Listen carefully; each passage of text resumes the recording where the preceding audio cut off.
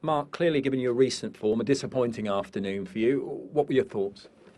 We're poor in most parts of our game, to be perfectly honest. It's very difficult to win points in the Premier League if you haven't got everybody at a good level today. For whatever reason, we're just below the high standards that we set. And Leicester are a good team. They're flying at the moment, and we'll always keep going. And we just lacked a little bit of creativity. Our ball retention at the top end wasn't great, but that's credit obviously to the defensive work of Leicester. They don't give you time on the ball, but just felt in certain situations we needed to produce an end product, and too many occasions we didn't.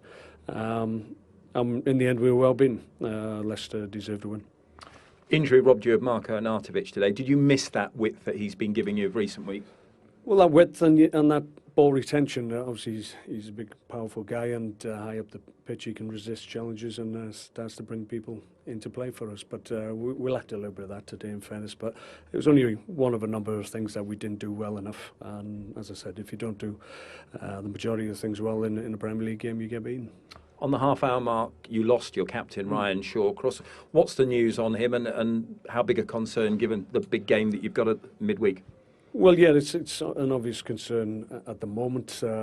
Just his hip and his left-hand side just locked up on him, and he couldn't continue. And he'll obviously have a lot of work done between now and Tuesday, and we'll try and loosen that off and get him out there again. But it's a little bit of concern because obviously he's had an injury in that area before, so we just hope it's just a neural thing, and he can be unlocked and he'll be ready to go again.